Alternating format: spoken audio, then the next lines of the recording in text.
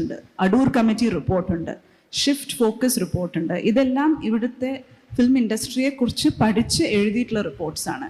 ഈ റിപ്പോർട്ട്സ് എല്ലാം ചേർത്തി വെച്ച് വായിച്ച് ഇതിനെക്കുറിച്ച് ശരിക്കും ഞങ്ങൾക്ക് ആഴത്തിൽ മനസ്സിലാക്കാൻ വേണ്ടിയിട്ട് ഇവിടെയുള്ള ലീഗൽ ആയിട്ടുള്ള എത്രയോ സ്പെഷ്യലിസ്റ്റിൻ്റെ അടുത്ത് പോയിട്ട് കൺസൾട്ട് ചെയ്ത്, ലേബർ പ്രാക്ടീഷണേഴ്സിൻ്റെ അടുത്ത് കൺസൾട്ട് ചെയ്ത്, സിനിമയിൽ പ്രവർത്തിക്കുന്ന സ്ത്രീകളും പുരുഷന്മാരുമായിട്ട് കൺസൾട്ട് ചെയ്തിട്ട് ഞങ്ങൾക്ക് തിരിച്ചറിയാൻ പറ്റിയ കാര്യങ്ങളിൽ നിന്നാണ് ഞങ്ങൾ ഒരു കൂട്ടം റെക്കമെൻഡേഷൻസ് എഴുതിയിട്ട് അത് ഗവൺമെൻറ്റിന് മുമ്പിൽ ഞങ്ങൾ അവതരിപ്പിക്കുന്നത്. അതിൽ 41 പോയിന്റ്സ് ഉണ്ട്. അതിൻ്റെ ഒരു ഭാഗമാണ് ഞങ്ങൾ CCC എന്ന് വിളിക്കുന്ന സിനിമ കോഡ് ഓഫ് കോണ്ടക്ട്. ഇപ്പം മിരിയം പറഞ്ഞതുപോലെ ഇവിടെ നമ്മൾ നോക്കുകയാണെങ്കിൽ ഒട്ടുമിക്ക പ്രശ്നങ്ങളുടെ ഒരു ബേസ് ലൈൻ പ്രോബ്ലം എന്താണെന്ന് വെച്ചാൽ സ്റ്റാൻഡേർഡ്സ് ഇല്ല. വളരെ കുറച്ച് വർക്ക് പ്ലേസ് സ്റ്റാൻഡേർഡ്സ് പാലിക്കുന്ന ഒരു സ്ഥലമായിട്ടാണ് നമ്മുടെ ഇൻഡസ്ട്രി വരുന്നത്. അപ്പം